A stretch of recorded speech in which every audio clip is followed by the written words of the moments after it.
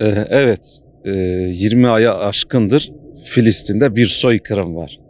Yani orada çocuklar, siviller, kadınlar katlediliyor. Ve artık uluslararası vicdan harekete geçti. Çünkü vicdanların kaldırabileceği bir soykırım değil. Yani dünyanın gözleri önünde cayır cayır çocukların yandığını gördük. Çadırların yandığını gördük. Evlerinin başlarına yıkıldığını gördük. Hastanelerin bombalandığını gördük. Ve bu soykırımı gören insanlık aslında harekete geçti. İşte bundan birkaç gün önce Medlin gemisinin uluslararası sularda harekete geçtiği gibi bu konuda Mısır'da da bir yürüyüş yapılacağı ve bu yürüyüşün en büyük amacı, hedefi aslında Gazze'deki bu ablukayı kırmak, bu soykırımı durdurmak ve oradaki insanlara, açlıktan kıvranan, kırılan o çocuklara, o insanlara insani yardım ulaştırmaktır.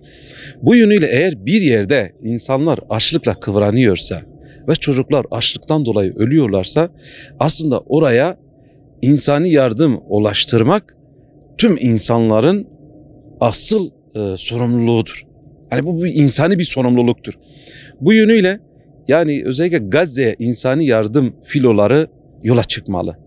Ve tabii bu insani yardım filoları yola çıkarken ilgili yakında hangi ülkenin yanından geçiyorsa ve hangi ülkeye ait bir filoysa bunların savaş gemileriyle ya da savaş uçaklarıyla güvenceleri de alınmalı. Çünkü bunlar insanlığın onurunu, insanlığın haysiyetini savunan filolardır. Bu yürüyüşler de aslında insanlığın onurunu, insanlığın haysiyetini yerden kaldıran ve tekrardan işte o insanlığın haysiyetini muhafaza eden yürüyüşlerdir. Bundan dolayı biz de bunları destekliyoruz. Bunların çok önemli, çok kıymetli buluyoruz. Ve bu konuda da aslında her yerde insanlık bu soykırıma karşı sesini yükseltmelidir. Bu soykırıma karşı artık harekete geçmelidir. Artık sözden öte somut adımların atılması gerekiyor. Ve bu yönden de tüm ülkeler bu Siyonist terör şebekesine karşı somut adım atması gerekiyor. Bunlar kınamadan anlamıyorlar. Bunlar onlar aleyhinde yapılan açıklamalardan, işte kınamalardan, tel인lerden hiçbir şekilde anlamıyorlar ve bunlara yönelik somut yaptırımların artık yapılması gerekiyor. Yöneticilere şunu çağrı yapıyoruz. Bu insanların, bu vicdan hareketlerinin yola çıkması aslında yeni bir dünya düzenini de oluşturacak. Çünkü bugüne kadar uluslararası hukuk ayaklar altına alındı. İnsan hakları, çocuk hakları, kadın hakları, bunların hepsi ayaklar altına alındı. Ve maalesef bu süslü kavramların hiçbir kıymetinin olmadığını Gazze bize gösterdi.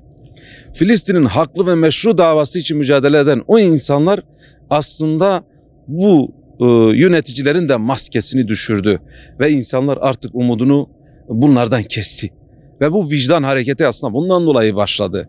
Ve bu yönüyle eğer halen insanlığa dair, toplumun faydasına dair eğer umut vaat etmek isteyen bir ülkenin idarecisi ve yöneticisi varsa Gazze için somut adım atması gerekiyor. Ve Gazze'deki o soykırımı durduracak adımlar atması gerekiyor. Bu Siyonistlere karşı yaptırım yapacak adımlar atılması gerekiyor. Ve özellikle ülkeler artık askeri caydırıcılık konusunu masada konuşması gerekiyor. Çünkü Siyonist terör şebekesi maalesef hiçbir hukuk, hiçbir ahlak, hiçbir ilke tanımıyor.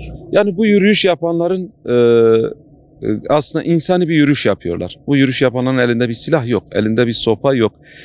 Sadece Gazze'de yaşanan o soykırıma dikkat çekmek için ve orada açlıkla kıvranan insanların o yaşadığı mağduriyete dikkat çekmek için insani bir yürüyüş yapıyorlar ve gayet de aslında hukuka uygun bir yürüyüş olduğu için bunlara yapılması gereken bir müdahale asla kabul edilecek bir durum değil. Yani bunun asla kabul edilemez. Yani bunun yapılmaması lazım. Eğer bu böyle bir şey olursa kesinlikle dünya harekete geçmeli ve insan olan, vicdanı sönmemiş tüm liderler, idareciler buna karşı net bir şekilde tavır ortaya koymaları gerekiyor. Yani şunu söyleyeyim, son olarak insanlık harekete geçiyor ve bu harekete geçen insanlığa destek verilmesi lazım.